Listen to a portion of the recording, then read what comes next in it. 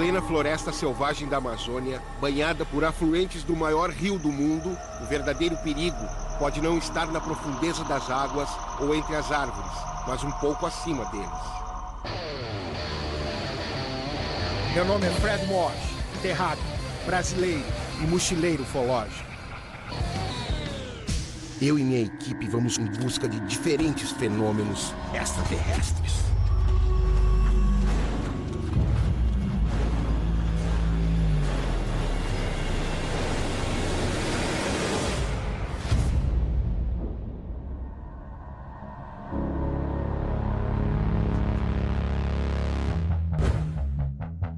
Ilha de Colares, Amazônia Paraense, palco de um dos mais espetaculares eventos ufológicos da história. Feixes de luz que sugavam o sangue da comunidade ribeirinha no início dos anos 70. Uma operação militar secreta responsável por incríveis registros de um ataque extraterrestre jamais visto em nosso planeta.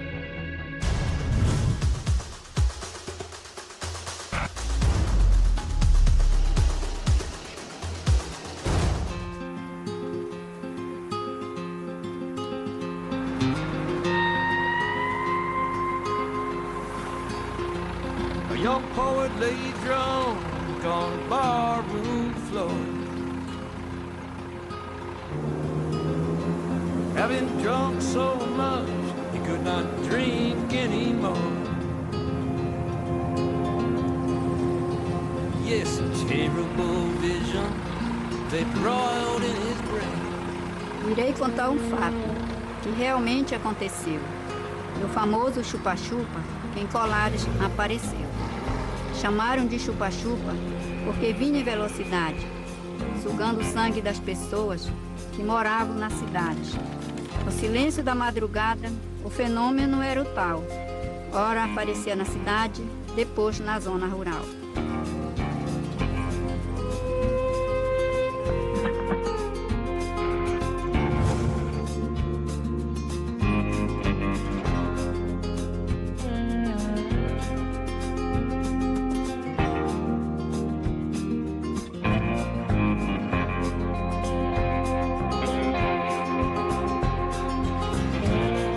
Aqui no centro de Colares, e a cidade ela é bem pequenininha, mas tem muitas coisas interessantes para se ver.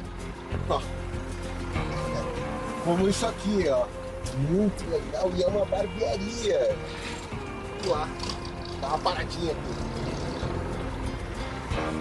Tudo bem? Como é que tá? Prazer, Frederico. Me diz uma coisa, é tu que faz essas esculturas? Eu que faço todas essas obras por Colares, tudinho é o que faço na cidade. A minha inspiração foi mais sobre a Operação Prato, né, que veio aqui em Colares, daí nos anos 70, então eu tive essa ideia, né, transformar a minha barbearia numa imagem melhor, né, os ETs, né? Sim, eles jogam futebol, eles têm naves. Né? As pessoas gostam, sabe, divertido, chego aqui, corto o cabelo, tiro foto, né, e é bom.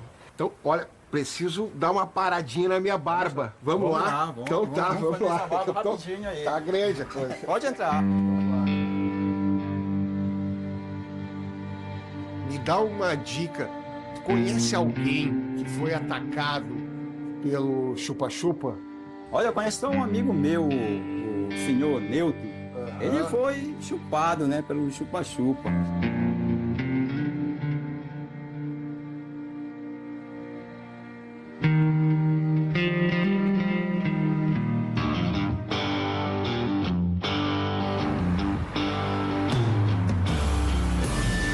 Meu esposo, na época namorado, chegou em Mocajatuba desesperado, dizendo que na cidade estava aparecendo um objeto não identificado. Então falei para ele, aqui a mesma situação. À noite acendemos fogueira, para ficar de prontidão.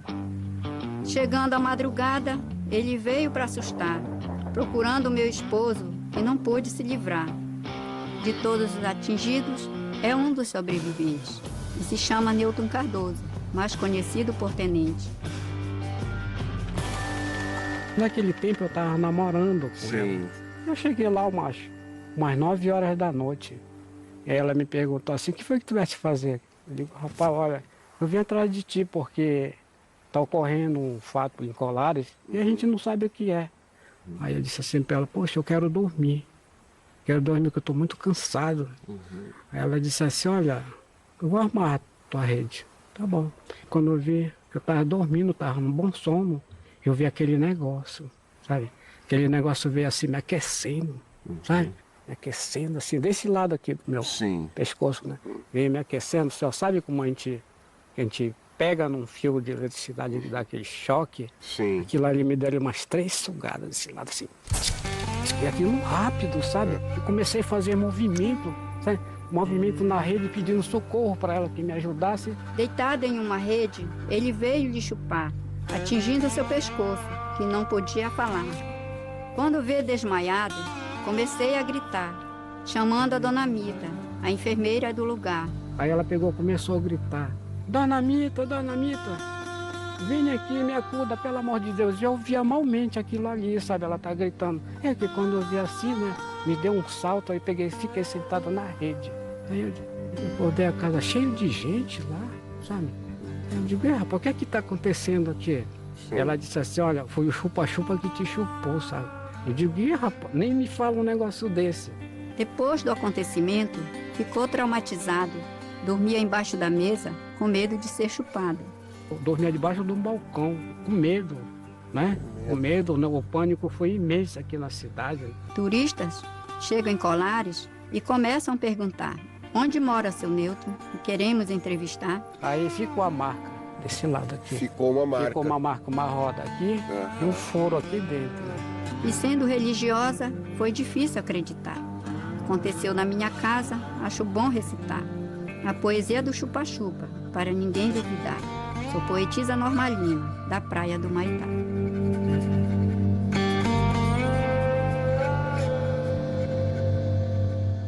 Vitório Peré, um estudioso da ufologia na metade dos anos 70, não podia sonhar que a sua viagem à capital paraense, na companhia do velho amigo General Uchoa, lhe renderia um convite para acompanhar de perto a mais controversa operação militar do país. Essas luzes, elas passaram a perseguir as pessoas. A perseguir as pessoas. E as pessoas chegavam a fugir através da floresta. Elas aproximavam de maneira assim, bastante sorrateira e chegavam realmente assim, muito próximo da vítima, né? E aí, quando ela chegava próxima, ela posicionava de onde partiria o foco e, em seguida, o emissor que lançava o feixe luminoso.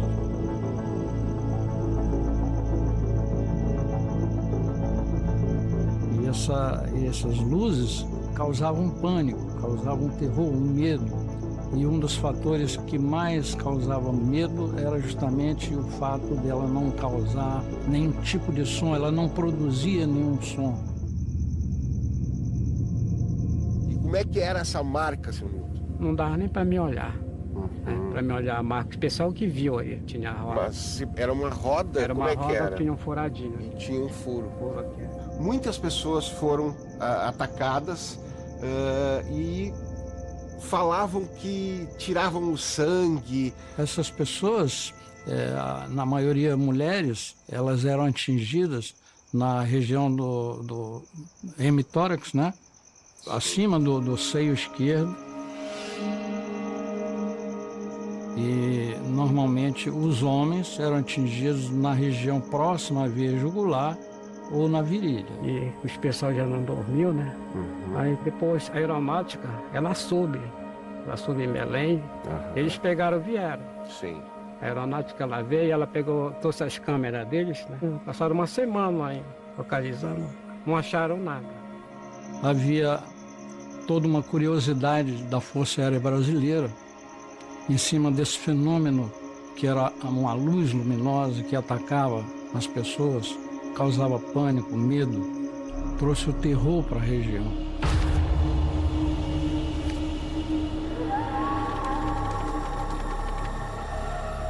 Minha atividade era exatamente segurança do Estado, tá? As coisas que envolviam comprometimento da segurança nacional.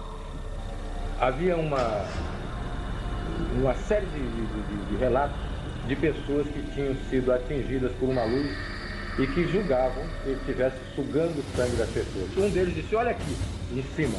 Nós olhamos, aí o herói brasileiro tremeu nas calças. Eu olhei e tinha um disco, um troço enorme, parado em cima da gente.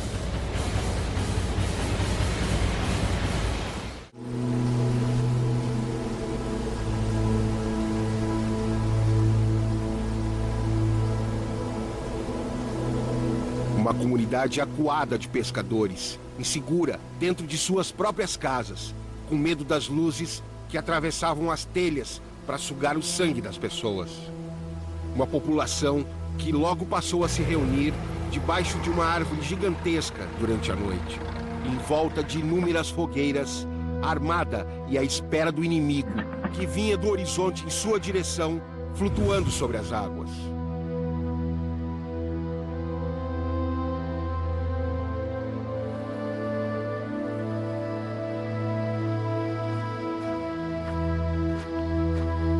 Foi aqui embaixo dessa malmeira que o grupamento do Coronel Holanda escolheu para fazer uma das primeiras vigílias aqui em Colares. Depois eles resolveram se mudar aqui para frente, que eles tinham uma visão mais privilegiada ainda da região.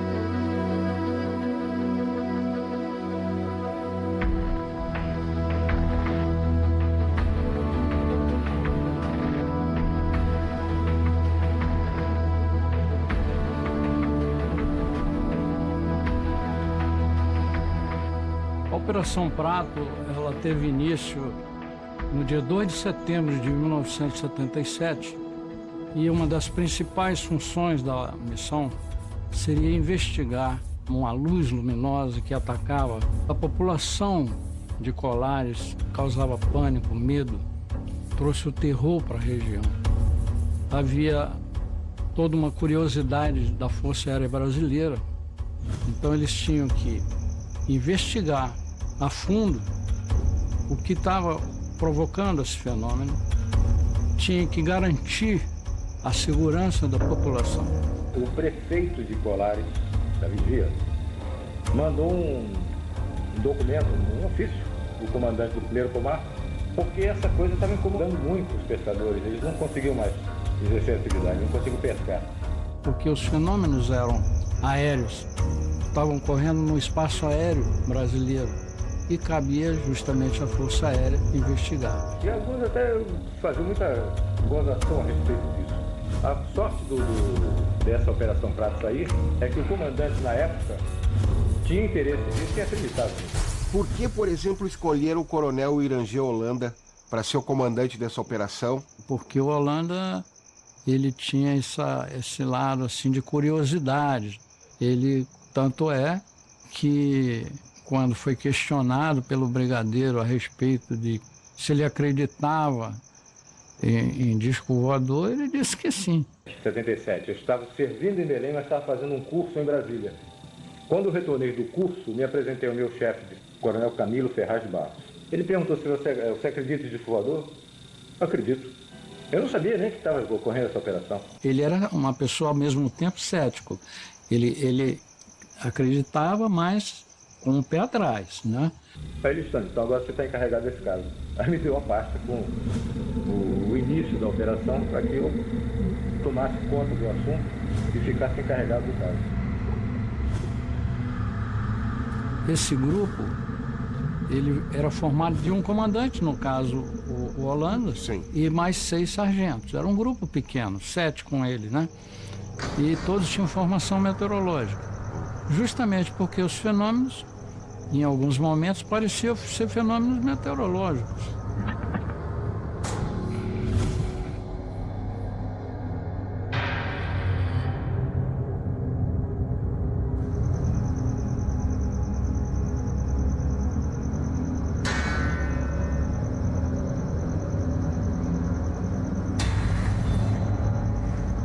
A minha primeira noite de vigília na ilha de Colares foi solitária, ouvindo o barulho das pequenas ondas, esperando para desembarcar num lugar onde as vigílias da década de 70 marcaram a memória e as vidas dos militares da Operação Prato.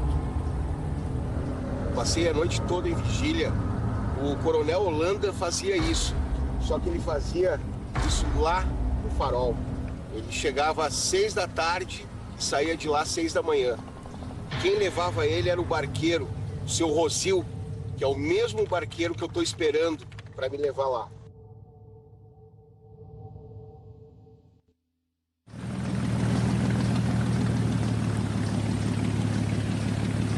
Como é que tá o senhor? Tá, tudo bem. Tudo bem? Vamos lá então? Vamos lá.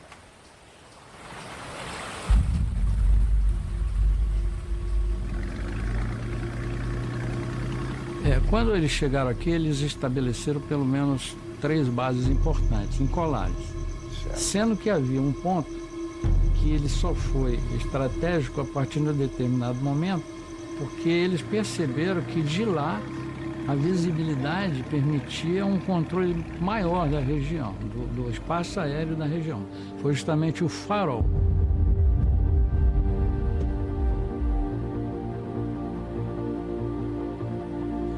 Como é que eram os avistamentos? Agora eu quero que o senhor me conte como é que aconteciam as luzes, da onde é que elas vinham. As luzes, as 3 luzes, era amarela, era vermelha e alaranjada. Luzes que piscavam, era realmente muito estranho. Mas eu não podia dizer o que era. Não vi. Eu via luzes, mas vi luz, não sei o que é isso. Essas luzes, elas quase sempre surgiam como se fosse do nada. Algumas aproximavam a baixa altitude. Ela veio acompanhando e a gente vendo, olha ali. E lá daqui da Baía do Sol, mais ou menos. Da Baía do Sol. Beirando, até aqui a ponta do Machadinha. Olha lá, veio. Quando chegou na direção da ilha, ela entrou na direção de Belém. A forma de voar era uma coisa assim absolutamente incompreensível, uma coisa que a própria física não consegue explicar. E os formatos, o senhor conseguia ver se era como se fosse um disco voador? Sem o visor, a gente enxergava só a luz. Agora, quando a gente olhava no visor, aí via o formato que tinha. Na minha mesa tinha uma lanterna, ela tinha uma tampa, um vidro fosco. Mas eu peguei um filme e coloquei ali. O objeto responsável pelos ataques, vamos dizer ataques entre aspas, sim, esses objetos tinham um único formato. Eu observei que tinha realmente um cilindrozinho. Cilíndrico, de aproximadamente 2 metros de diâmetro e 2 metros de altura. Aquilo estava impresso ali. E não estava procurando cilindro, eu estava procurando luz.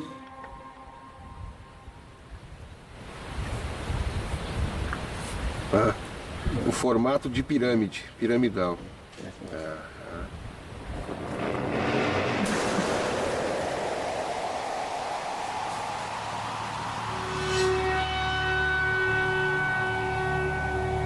Da ponta do Machadinho, eles observaram movimentação de luzes também na área da Ilha de Mosqueiro. E indicaram inclusive um ponto específico, que foi a Baía do Sol.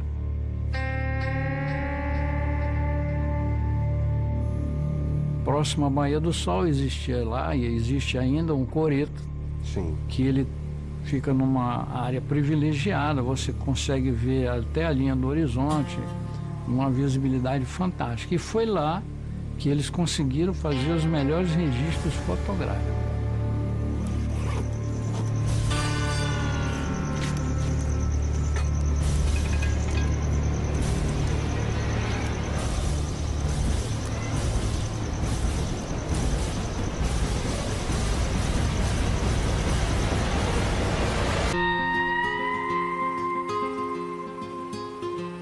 A young poet lay drunk on a barroom floor, having drunk so much he could not drink anymore.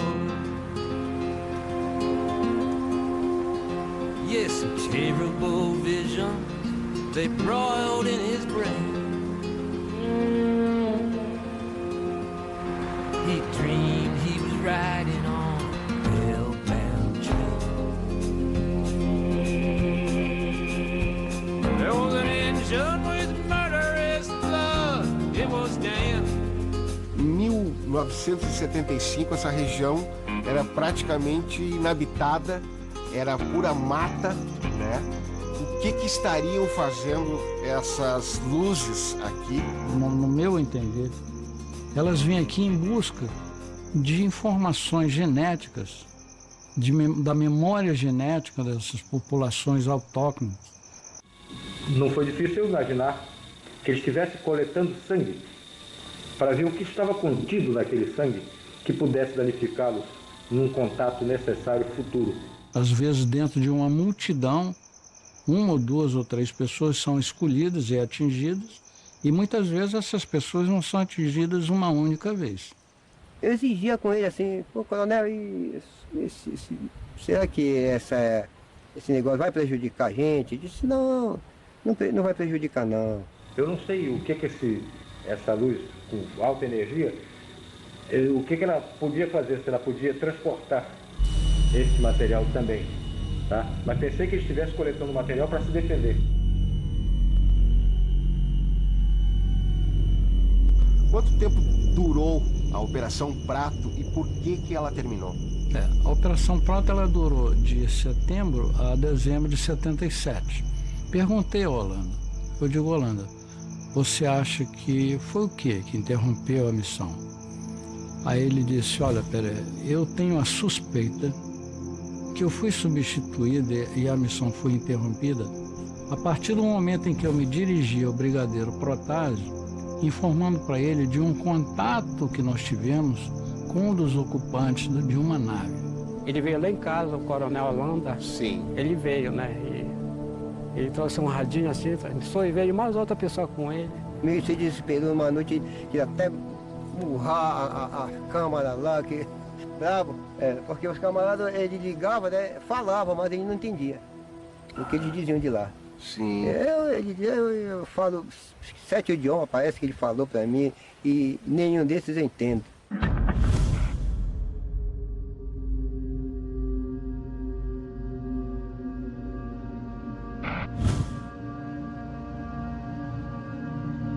Uma grande parte desses documentos está no Arquivo Nacional de Brasília. Exatamente. Só faltaram os filmes, né? Faltaram os filmes e ainda algumas fotografias. Fotos também. Fotografias, inclusive, muito importantes. Os 4 filmes que foram feitos, 1 era do Ministério Aeronáutico, 3 eram meus. Os 4 foram do Ministério Aeronáutico, eu nunca tive o meu de volta.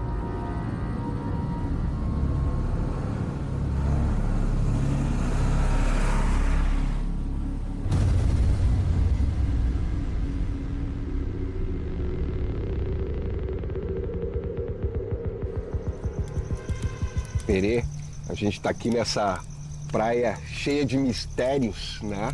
Cheia de histórias, que é a Praia do Machadinho. Me conta algumas que aconteceram contigo aqui. Olha, aqui houve um determinado período em que uma única nave foi observada durante vários dias seguidos. E essa única nave era uma nave gigantesca, era uma nave mãe, em que os militares diziam que de dentro dela saíam esferas luminosas e eles filmaram e fotografaram. Infelizmente, essa é uma das fotos que também está desaparecida.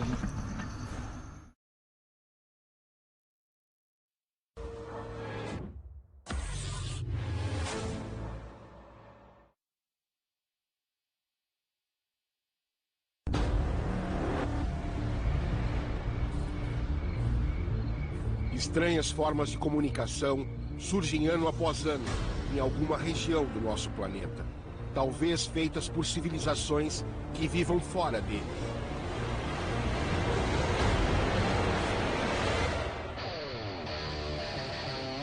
Meu nome é Fred Morse, terráqueo, brasileiro e mochileiro ufológico. Eu e minha equipe vamos em busca de diferentes fenômenos extraterrestres.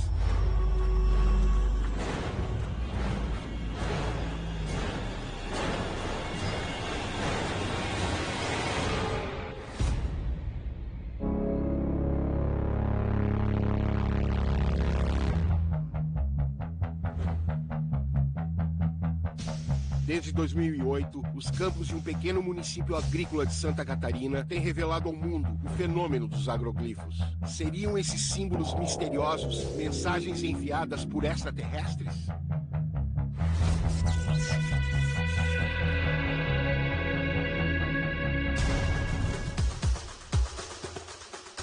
Ipuaçu, oeste de Santa Catarina, uma pequena região de agricultores onde metade dos seus habitantes são indígenas das tribos Guarani e Caigangue, moradores que têm assistido suas plantações receberem desenhos gigantes entre final de setembro e começo de outubro.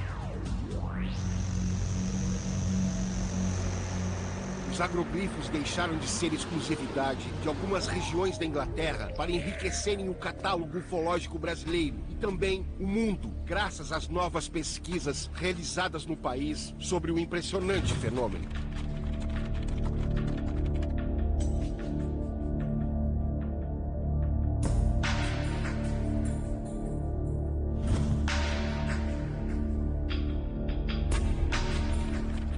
O fenômeno começou há cerca de 50 anos atrás, na Inglaterra. Do nada, sem que ninguém tivesse uma explicação, começaram a pipocar aqui e ali esses sinais.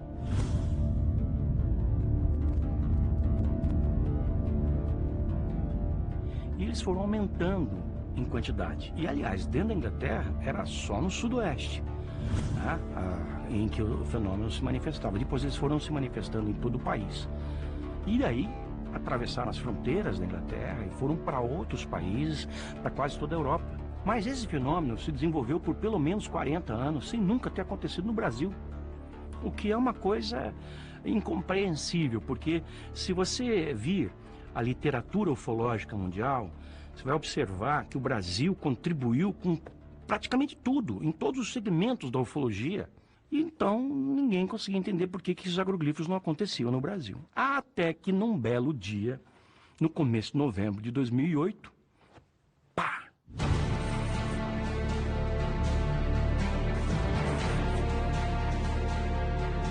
No começo de novembro de 2008, 2 agroglifos na região oeste de Santa Catarina, em Ipuaçu. E como é que tu descobriu? Como é que foi essa chegada em Ipuaçu? Veja, eu tinha acabado de me mudar naquela mesma semana de Campo Grande para Curitiba. Se eu estivesse em Campo Grande, eu não poderia ter investigado, porque eu estaria a 1.400 quilômetros. Mas em Curitiba, eu cheguei na sexta, no domingo o fenômeno aconteceu aqui, eu recebi a informação de um jornalista. Sim. Ele falou, olha, surgiram agroglifos aqui em Ipuaçu. Onde é Ipuaçu? No oeste de Santa Catarina. Bom, manda as fotos. Ele me mandou as fotos, quando eu olhei, falei, nossa, o fenômeno chegou ao Brasil.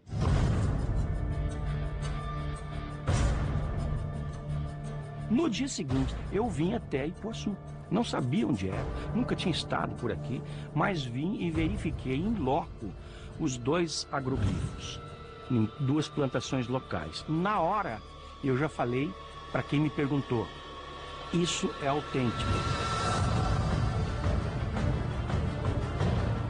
Uma comissão de pesquisadores em todas as frentes se uniu para decifrar os símbolos nos campos do sul do país.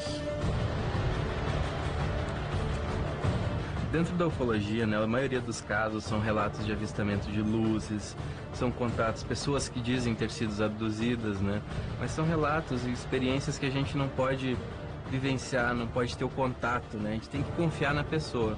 E no caso do agroglifo, não, né? Tu pode ir lá no local, a figura permanece na plantação depois que foi feita. É algo que a gente pode constatar, que a gente não precisa somente estar dependendo da opinião de pessoas. Nós temos equipamentos, levamos a campo os equipamentos para comprovar, né, esse fenômeno que está acontecendo. Então, em 2013, o primeiro agroglifo que a gente viu, ele foi próximo à casa do seu Valdemar Visoli. Era um agroglifo composto por 13 espirais que terminavam em uma forma de ampulheta, semelhante a isso. O agroglifo tinha mais de 60 metros de diâmetro e muito próximo da cidade.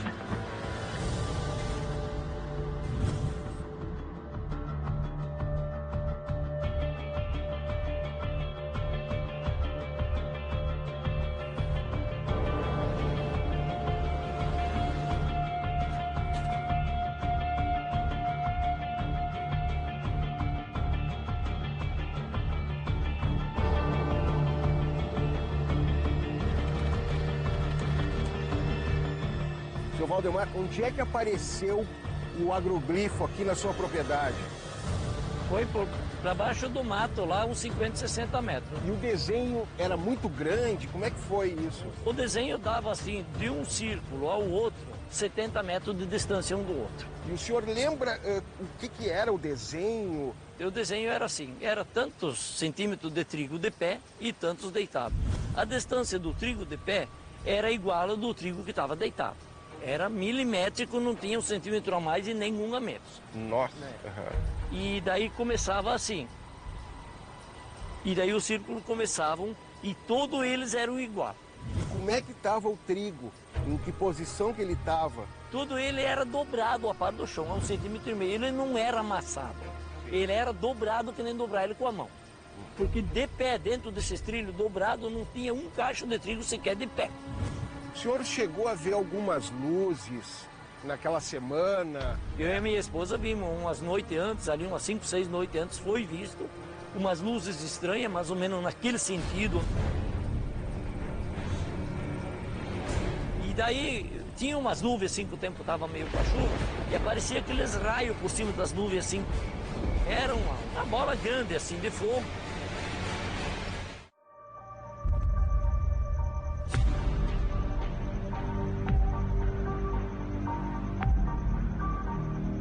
Um enigma do universo? Um diálogo físico do planeta com seus habitantes? Uma manifestação meramente humana? Ou um contato extraterrestre enviado em partes que se conectam, feito por luzes de uma tecnologia que nós não conhecemos? As pessoas me perguntaram, por que em Ipuaçu? Quer dizer, não existe uma explicação, então, por que está acontecendo aqui nesse local? Pelo menos que nós saibamos. Sim. Agora, no ano seguinte, onde é que o fenômeno se manifestou de novo? Em Ipuaçu. E assim foi por 10 anos. Quer dizer, quando eu falo Ipuaçu, eu falo no entorno de Ipuaçu, assim, vamos dizer um raio de 20 quilômetros. Eu vinha todos estes casos, na hora que eu era avisado.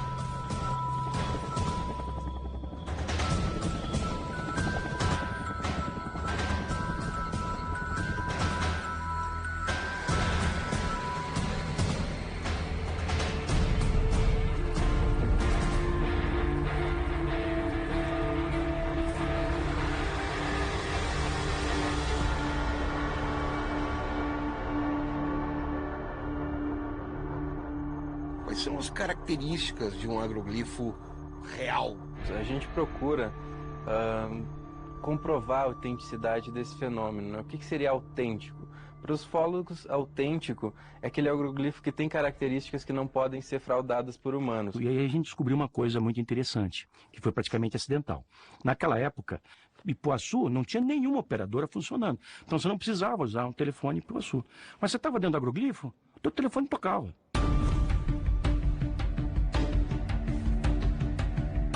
Eu conversei sobre isso aí com os amigos, os pesquisadores de círculos da Inglaterra, eles são chamados de circólogos, que não são necessariamente ufólogos. Por exemplo, um dos grandes pesquisadores, um dos últimos pesquisadores, é o Gary King.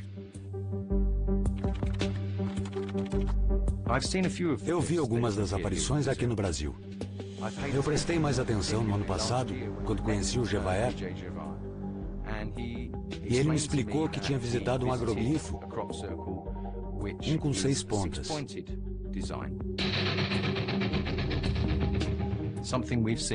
Algo que eu já vi no Reino Unido. Ele me disse que vários estudos científicos foram feitos com essa formação. Agora, o Jevaer é um pesquisador de OVNIs, e a diferença entre pesquisadores de agroglifos e pesquisadores de OVNIs é que os pesquisadores de OVNIs estão sempre atrás de uma evidência que vai provar para o mundo que algo está aqui. E você tem o outro lado que está dizendo por que eles estão aqui e o que eles estão querendo nos dizer. Eu estou interessado em qual é a mensagem. Ok, é por isso que eu falei sobre a geometria, a conexão com os círculos de pedra. O mesmo pensamento em fazer círculos de pedra está por trás dos agroglifos. E é sobre o Criador, é sobre a criação, é sobre a vida, é sobre qual é o significado da nossa existência.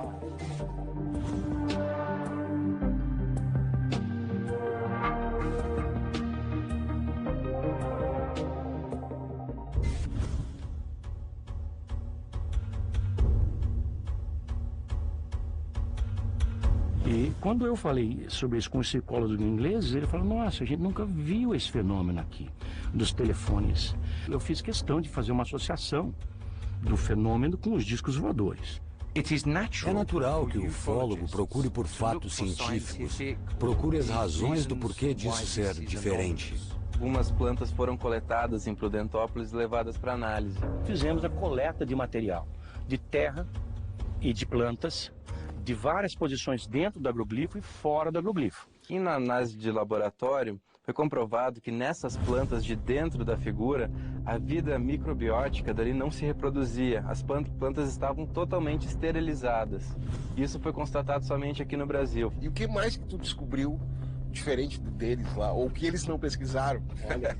Nós descobrimos que nos primeiros dias de surgido o agroglifo, bem na sua área central, a alguns metros do chão, havia invisível alguma coisa emitindo pulsações eletromagnéticas. A gente consegue detectar esse pulso através de equipamentos, né? Assim como são ondas eletromagnéticas. Tipo um eletrocardiograma, que fazia isso aqui, ó. E aí eu tenho a minha teoria a respeito disso, que eu estou esperando ter a possibilidade de confirmar.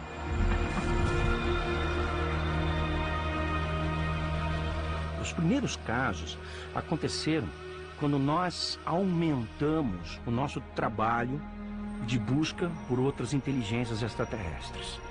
O Projeto 7.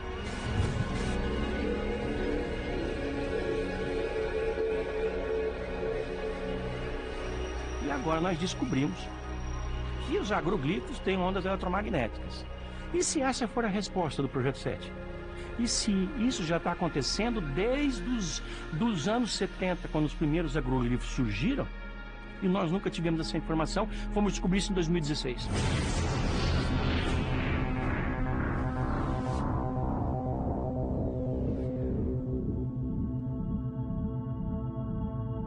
Umas 5, 6 noites antes foi visto umas luzes estranhas, mais ou menos naquele sentido ali. E era o que? Era uma circunferência, uma bola? Era uma bola grande, assim, de fogo. Porque no início, os detratores da ufologia, inclusive até alguns ufólogos, falam, isso é fraude.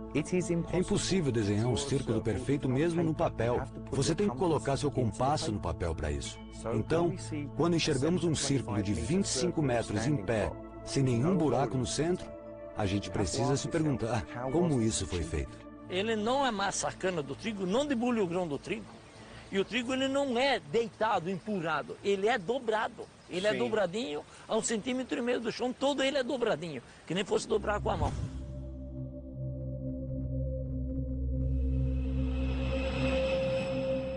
Nós olhamos para a condição da linha da colheita no chão e descobrimos que não tem qualquer dano consistente. Nada parecido com tábuas quebrando, raspando e rasgando a plantação ao redor. Não tinha rastro nenhum, não passou ninguém. Eu sou o que mora mais perto ali e não tem mais rua que segue para ir lá. Nós conversamos com pessoas próximas, né, casas próximas, e os relatos são os mesmos, né? Não ouvimos nada, não vimos ninguém de diferente, somente está aí a figura e a gente não sabe explicar. Chegaram a dizer que eu fazia os agroglifos? Sim. Pô, eu fazia os agroglifos? Chegou um senhor aí e me disse assim, não, isso foram vocês que fizeram. Aí eu disse para ele, o negócio é o seguinte, eu jogo meu sítio contra a sua caminhonete. Agora, se o senhor errar 20 centímetros, o senhor perde a aposta dele, não quis apostar comigo. Sim, sim. As pessoas podem entrar em campos de cultivo, fazer moldes com tábuas e fazer os desenhos. Os fazedores de ciclo, né, os circle makers, mas eles também não fazem com as qualidades, com as características de um agroglifo. Faz até muito bem, mas é a mesma coisa que você ter 2 quadros da Mona Lisa na parede. Um especialista, ele olha e te fala, esse aqui é verdadeiro por causa disso, disso, disso, disso.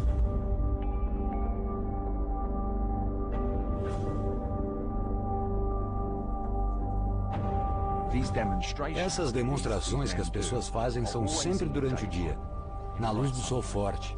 Elas são sempre feitas em um terreno muito plano, o que torna o desenho bem mais fácil de fazer. Eles danificam muito as plantações dentro da formação por conta de todas as pegadas, pisões e batidas de bastões no chão para deixar os buracos, etc. Porque assim, você passa uma madeira, o trigo daí uma meia hora começa a voltar, fica de pé de novo. E as paredes do trigo, como ele é feito ali no desenho, as paredes do trigo ficam de pé. E quando eu fiz com a madeira, ele empurra o trigo para fora. Sim. O trigo fica com uma inclinação. A maioria dos agroglifos que vimos ou que já aconteceram, são cerca de 7.000 atualmente todo mundo, aparecem da noite para o dia, num período relativamente curto da escuridão.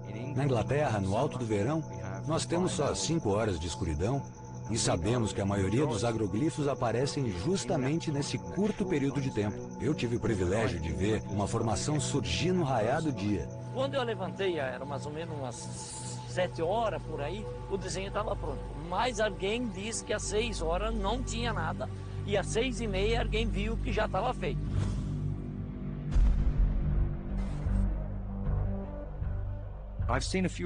Eu vi alguns dos agroglifos que apareceram aqui no Brasil. Eu prestei mais atenção no ano passado, quando conheci o Gevaer. Foi interessante o Gevaer ter ido para a Inglaterra, conversado bastante comigo e analisado a minha pesquisa, porque agora ele percebe que existe outro aspecto da pesquisa para ser discutido. O que isso significa? Eu não tenho a menor dúvida de que é uma forma de comunicação. Por que esse método? Não sei. Mas o fato é que os agroglifos são autênticos, eles são feitos com um desenho, são feitos com um propósito, um símbolo. Inclusive, aqui em Ipuaçu, eles evoluíram, né? Começou com desenhos bem simples e se tornaram mais complexos. Por que tu acha que isso acontece? Esta é uma narrativa que vem acontecendo há 30 anos. Então, no momento, é uma comunicação contínua. Ainda não terminou. Mas pelo que já tiramos disso, sabemos que eles começaram com números e geometria.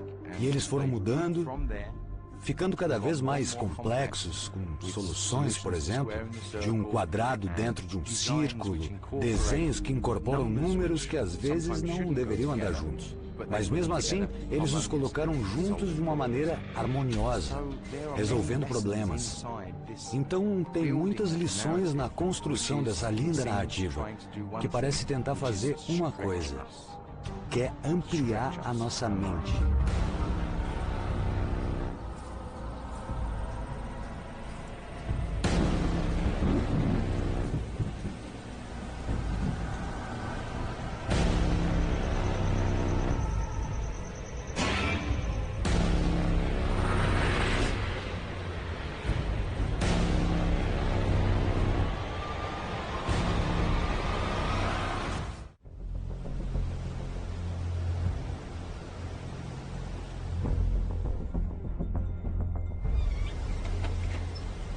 O prenúncio de um agroglifo podem ser as luzes em uma plantação. E o avistamento de luzes depende de alguém preparado para esperá-las.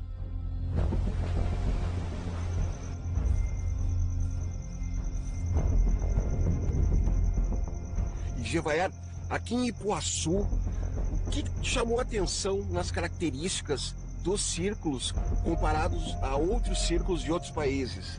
Olha, uma coisa que chamou muito a atenção é que a evolução do fenômeno aqui foi muito mais rapidamente do que lá fora. O agroglifo que apareceu na minha frente no dia 7 de julho de 2007, obviamente é o mais especial no meu coração, porque eu estava lá. E ser uma testemunha de algo que é milagroso, que aconteceu na sua frente, vai acabar recebendo maior destaque do que qualquer outro milagre. Como é que era essa busca pelos círculos lá na Inglaterra? Quando é época dos círculos, você tem que estar de prontidão, né? Porque, embora durante o dia você pode não ver o campo, você pode ver as luzes. E as luzes são um elemento muito forte a favor da ligação do fenômeno dos agroglifos com as naves.